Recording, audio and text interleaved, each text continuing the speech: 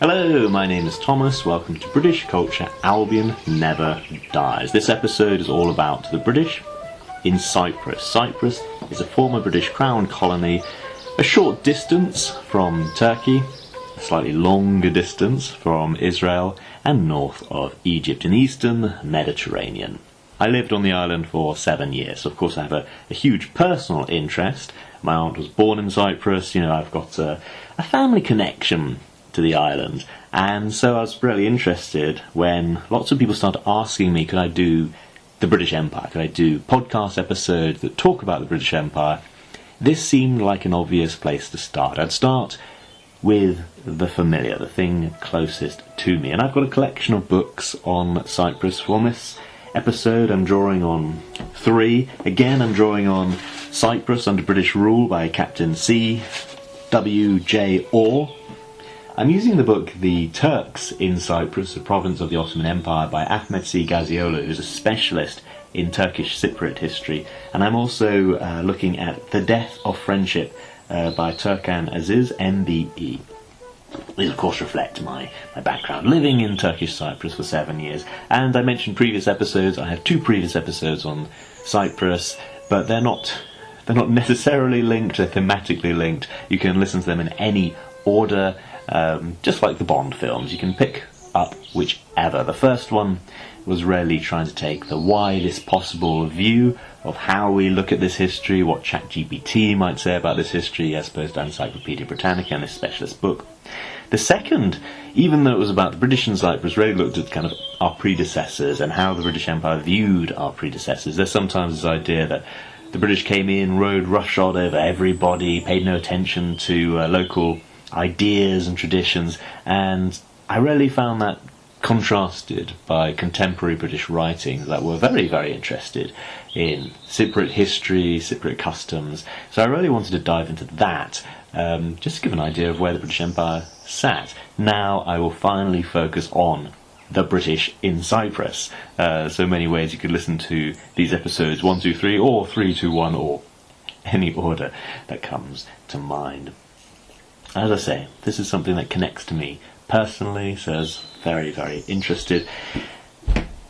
I said I'd focus on the British Empire, but first I thought I'd touch on the Turks in Cyprus, just because Ahmet Gazioğlu has a really good introduction to this book, which gives an introduction, I think, to British rule. Ahmed writes, Cyprus, an island of 3,572 square miles in the eastern Mediterranean, has always been a focus for power struggles because of its location. It has been ruled by more than 24 nations during its long, turbulent history. Its rulers have always been the strongest powers in the region. Whichever nation achieved dominance over the others in this part of the world became ruler of Cyprus as well. The Egyptians, Phoenicians, Romans, Byzantines, Lusinians, Venetians, Turks and British, among those whose rule influenced the island most with regards to religion, trade, commerce, culture, way of life, and politics. At intervals throughout its history, Cyprus has seen prosperity give way to economic ruin, peace yield to bitter fighting. It has been a place of arms, as well as a place of peace and prosperity. One of the fiercest struggles over Cyprus took place between the Venetians and the Turks in 1570 to 1571, when the Turkish Sultan, Selim II, sent his navy to occupy the island, which was then under Venetian rule. All the other islands in the eastern Mediterranean and the whole of the Middle East, including Egypt and North Africa, were part of the Turkish Ottoman Empire. Using Cyprus as a base, the Venetians had been intercepting Turkish vessels bound for other parts of the Ottoman Empire in the region, thereby creating much tension and interfering with the free passage of Turkish ships. It was therefore strategically important to the Turks, as well as being a matter of pride, to include the island of Cyprus within the boundaries of their empire, and this they achieved in 1570 to 71. They landed in Limassol, and after much fierce fighting had taken place, particularly in Nicosia and Famagusta, costing more than 50,000 lives, they proceeded to occupy the whole of the island and turn it into a province of their empire. Having become a part of the Ottoman Empire in 1571, Cyprus remained so for more than 300 years. This was the longest uninterrupted rule and most stable period Cyprus experienced in its long history. From the very beginning of their rule, the Ottoman Turks granted full religious freedom to the Greek Cypriot community, allowing them to reopen their Orthodox churches. These had been closed down and prohibited from performing any function or religious ceremony by the previous rulers, known as the Latins, who, though Christian, were not Orthodox, but Catholic. During the Turkish rule, Greek Orthodox archbishops enjoyed a well-established traditional standing and became known as ethnarchs. This privilege, granted by the Turks, has been an important, indeed crucial, aspect of Cypriot life ever since, especially in politics, for it created the unique situation whereby the head of the church was also the leader of the Greek Cypriot community. Every archbishop since 1571 has therefore been regarded as the leader of his people and was treated accordingly by the Turks and later, though reluctantly, by the British. Even under British rule, when Greek representatives were elected to consultative assemblies and for municipalities, in other words for political and constitutional organs, as well as for the local administration of the island, it was accepted that the archbishop was the only person who could represent the Greek Cypriot community as a whole, and who had the right to speak on their behalf on both ecclesiastical and political matters. Before the Turkish conquest, oppression of the Greek Orthodox community in Cyprus by the Catholic Latins, Lusinian and Venetian was very severe. Ahmet Gazioğlu continues down this line. The Turks were better than the previous Catholic rulers, and of course the British would claim to be better than the Turks. There is a wonderful quote in the book Cyprus Under British Rule, which talks about how the English naturally tend towards the idea of improvement, that if an Englishman went to heaven itself, he would, within a short time, be offering God ideas for improving the place. I found that amusing and interesting. Ahmet Gazioğlu is, of course, sympathetic to Turkish rule in Cyprus, not unreasonably so, especially considering some of its previous rulers, and I think sets out his beliefs very, very well, and he's written a whole series of books. He's a really interesting author, and I think that's probably his standout work, so it has a very happy place in my collection. Of course, I lived in Turkish Cyprus. The island is now divided north and south, north for the Turks, south for the Greeks, and that's due to a violent civil war that took place after British rule had ended, although communal violence had started in the early 20th century, and indeed the head of the Greek Orthodox Church did end up being the president of the island, Archbishop Makarios, who was making headlines back in the 60s. But that is very much skipping ahead. Turkish rule would ultimately end as just generally part of the fragmentation and decline of the Ottoman Empire. There was no violence in Cyprus in terms of the handover from Turkish rule to British rule, but it was the result of violence. And that violence was the Crimean War. Perhaps unfamiliar to non-British listeners, the Crimean War took place from 1853 to 1856. And indeed, many British listeners might not be so familiar with the Crimean War, but you might be familiar with some of the results. For example, the charge of a light brigade took place during the Crimean War. The Victoria Cross dates back to the Victorian War. The idea, just culturally, of Victorian gentlemen having beards and moustaches hadn't been terribly popular before, but it came into its own then, and that's due to the freezing conditions that the British Army found itself in the Crimea, and it kind of seems to stem from there. I've heard other theories that, well, when women are in power, moustaches often come into fashion for men, but I've generally seen it attributed to just the Crimean War veterans coming back, and of course Florence Nightingale revolutionised nursing. She travelled through, I believe, Istanbul, and saw what was taking place there in the hospitals.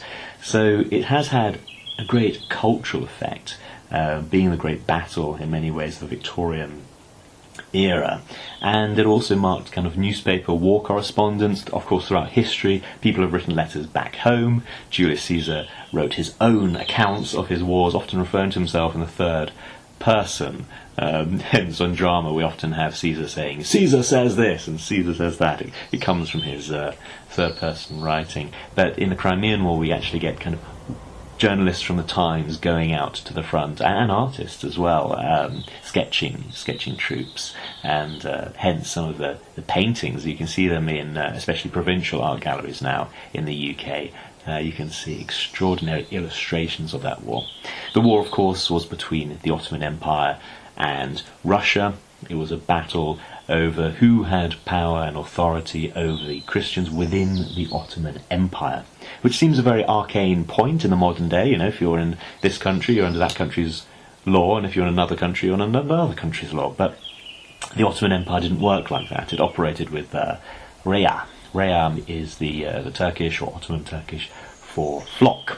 You were governed according to the principles of your confessional community, not your geography. So if you were a Protestant, well, you were governed by Protestant rules. If you were an Orthodox Christian, by Orthodox Christian rules. A Sunni Muslim, by Sunni Muslim rules, and so on. And what this gave was a guarantee of being able to move around. And of course the Ottoman Empire's prosperity was partly founded on the Silk Road, which involves travel.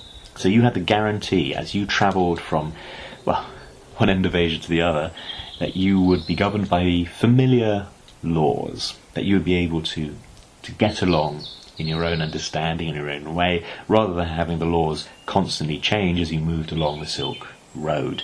This is where it starts to get into real conflict over who has authority over the Christians in the Ottoman Empire. But it was also the age-old tale of the Ottoman Empire constantly trying to expand, and the Russian Empire expanding down to meet it relatively late in the Ottoman Empire's long life. It's one of the longest lasting empires in history, but much of its expansion under Suleiman the Magnificent, and then kind of stalling from that point onwards. So as I say, it was these two great empires smashing into each other, a bit like Rome and Carthage, or potentially a bit like the British Empire and the Zulu Empire, both of which were expanding and of course clashed. Here you have the Brits and the French joining in with the Turks to fight against Russia, because we didn't want Russian control of some sensitive areas, so we didn't want the Russian military bases too close to the Suez Canal, for example. It was our trade to India, so that really did influence British rule in Cyprus. That's why we wanted Cyprus, and Cyprus had become to the Turks, well, I think even Ahmet Gazioğlu, I think even he refers to Cyprus towards the latter end of Ottoman rule as being governed by benign neglect. It wasn't badly treated. In fact, it was hardly treated at all. The majority of taxes, of course, just going to Istanbul and going to other things. So it was largely left to its own devices, under the ethnarch's rule for the most part. There are, of course, Turks who live there, and they rarely lived there since the Turkish conquest in the 1500s. So, ultimately, as part of the conventions at the end of the Crimean War, which incidentally gives us Brits the idea of a cardigan, a button-up sweater. I've heard Americans use this phrase. I know in different parts of America people are using different terms for it, but I'm actually wearing one now, a cardigan. A woolly garment, buttons up at the front. Of course, General Cardigan was a mover and shaker in the Crimean War. So as I say, it's this conflict that leads to the Turks, first of all, giving the administration of Cyprus over to us Brits, partly so we could use it as a military base. We would continue to pay monies to the Ottoman Empire. As I say, it gets into high politics that I feel, well, even in C.W.J. Orr's book, it's rather relegated to the appendices. What he does have is the result, the arrival on the 2nd of July 1878 of the first British governor and his first proclamation. I'll read that out, that section. On the 2nd of July 1878, Admiral Lord John Hay arrived off Larnaca with a squadron of British ships, and a few days later, on the 12th of July, the administration of the island was handed over to him at Nicosia by the Turkish governor in the presence of a guard of honour of bluejackets and marines from the fleet, the Turkish flag being formally hauled down and the Union Jack hoisted in its place. On July 22nd, Sir Garnet Wolseley, KCB, landed at Larnaca with a force of British and Indian troops bearing a commission appointing him Her Majesty's Commissioner and Commander-in-Chief in and over the island of Cyprus. His appointment was notified in the following proclamation, which was issued and made public on the day of his arrival. Her Majesty the Queen of the United Kingdom of Great Britain and Ireland, Empress of India, having agreed with His Imperial Majesty the Sultan of Turkey by a convention duly signed and ratified at Constantinople, that the island of Cyprus shall be occupied and administered by and on behalf of Her Majesty, and Her Majesty the Queen having been graciously pleased to appoint me, Sir Garnet Joseph Wolsey, to be Her Majesty's High Commissioner for the island of Cyprus, and to administer the government of the island in Her Majesty's name. Now, therefore, I hereby proclaim and make known to all the inhabitants of Cyprus that I have this day assumed the administration of the government of the island on behalf of Her Majesty. Her Majesty directs me to assure the inhabitants of Cyprus of the warm interest which the Queen feels in their prosperity, and of her gracious intention to order the adoption of such measures as may best promote and extend the commerce and agriculture of the country, and afford to the people the blessings of freedom, justice and security. It is Her Majesty's gracious pleasure that the government of Cyprus shall be administered without favour to any race or creed, that equal justice shall be done to all, and that all shall enjoy the equal and impartial protection of the law, and that no measures shall be neglected which may tend to advance the moral and material welfare of the people. And it is the express desire of the Queen that in the administration of public affairs regard shall be paid to the reasonable wishes of the inhabitants, the respect to the maintenance of their ancient institutions, usages and customs, provided that they be consistent with just and good government, and with those principles of civilization and liberty which must always and everywhere be upheld by those who govern in Her Majesty's name. Larnaca, July 22nd, 1878, by command G.R. Greaves, Colonel, Chief of Staff. God save the Queen. The Firman, the representative of the Ottoman Sultan, also gave his speech handing over to British rule, written of course in the Islamic calendar 1295. That's the year. So we have the British rule starting in Cyprus, and then we get to the tribute section of the book. That is the tribute paid by the British to the Ottomans in the early stages of the British governance of Cyprus. Again, drawing on the book Cyprus Under British Rule, while it is unnecessary to discuss the wisdom or unwisdom of the Cyprus Convention from the imperial point of view, some consideration of its effects on the inhabitants of the island is a natural preliminary to any account of British rule in the island. It is important at the outset to realise that the action of the British government in assuming the administration of Cyprus did not result in any way from a regard either for the island or its inhabitants. There was no question, for instance, of rescuing the latter from misrule. On the contrary, we have the testimony of an Englishman who spent many years in the island before the British occupation and acted on several occasions as British consul, that of all the Turkish provinces, perhaps Cyprus was the best administered. The occupation was the outcome solely of the desire of the government of the day to safeguard British interests in the Near and Far East, interests which it was believed would be best furthered by buttressing the Turkish Empire against Russian aggression. It was not till many years later the admission was made by Lord Salisbury that England, in its Eastern policy, had, quote, backed the wrong horse. This being so, the question arises whether the British government was justified in laying upon Cyprus revenues, as it did the burden of the payment, which was to be made annually to the port under the convention, and which became known as the Cyprus tribute. It will be remembered that by the annex to the convention, England covenanted to pay the port whatever is the present excess of revenue over expenditure in the island, this excess to be calculated upon and determined by the average of the last 5 years.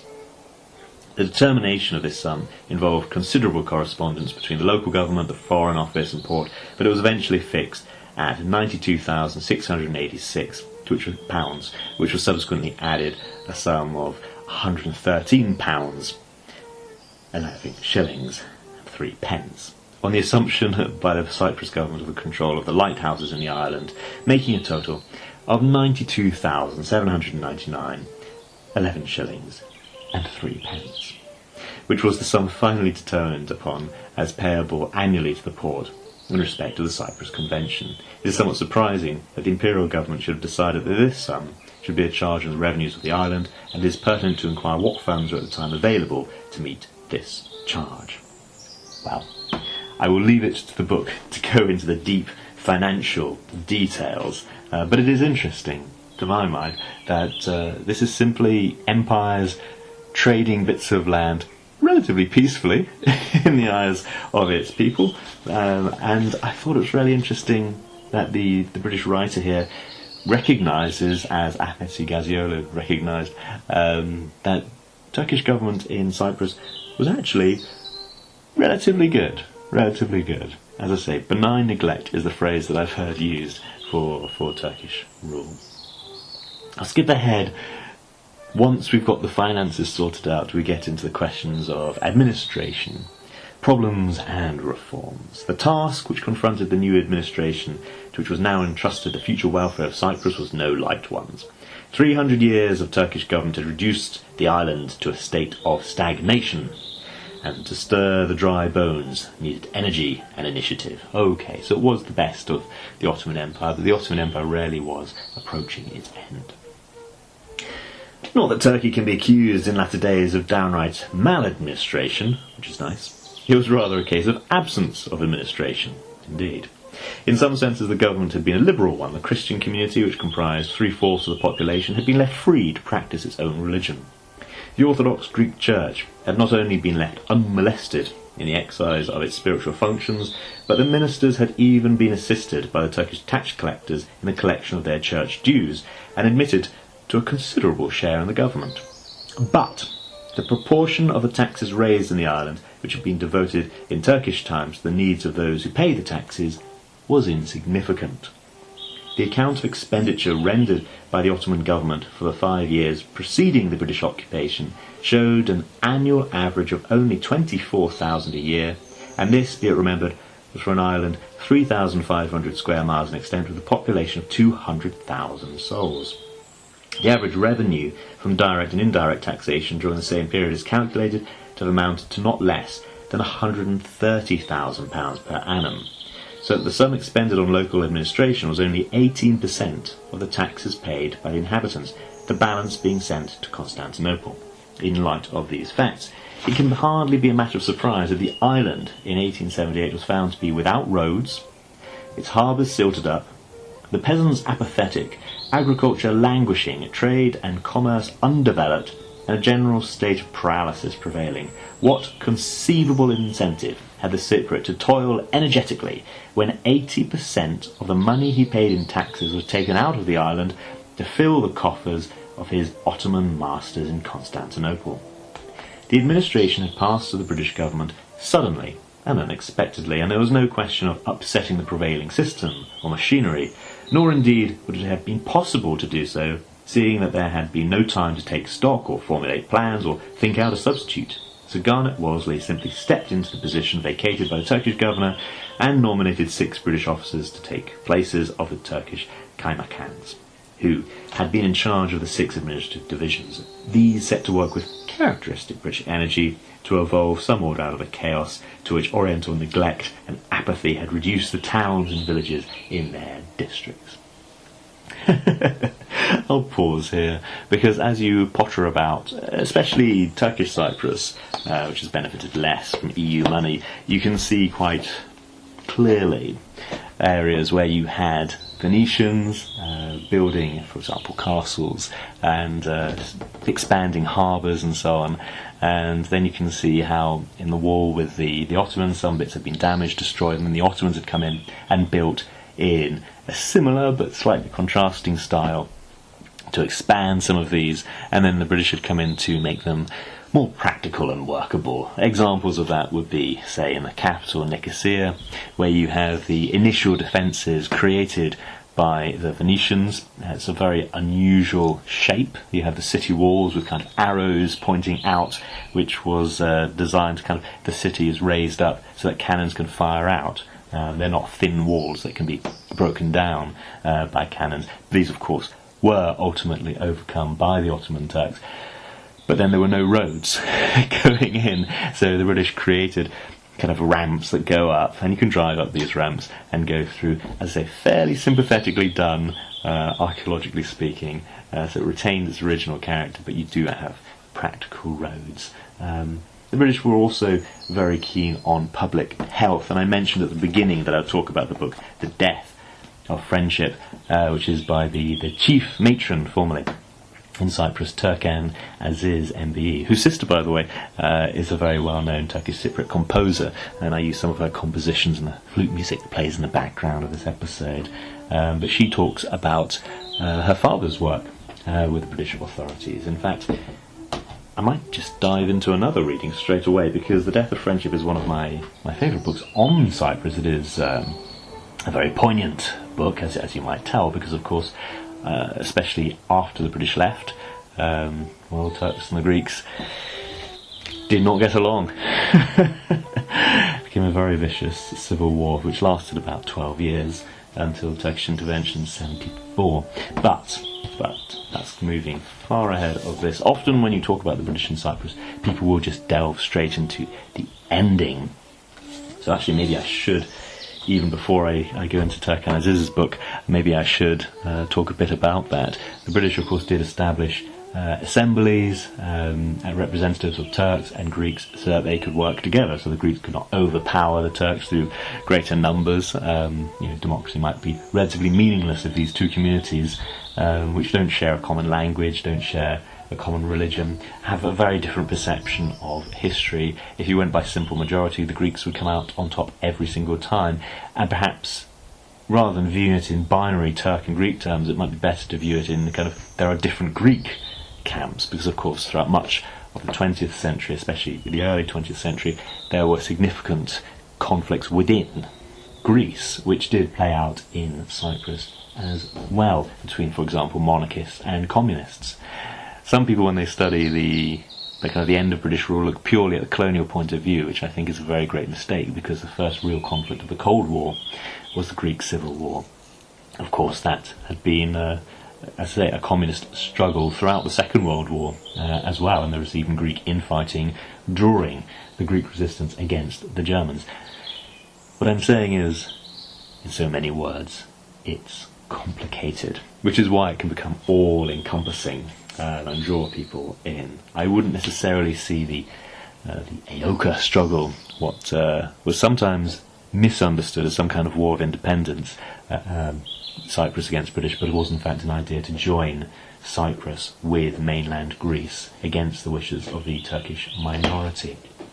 The Brits, as I say, were really trying to create some kind of constitution whereby the two sides would be kind of balanced. So you'd have a Greek president and a Turkish vice president, that kind of thing.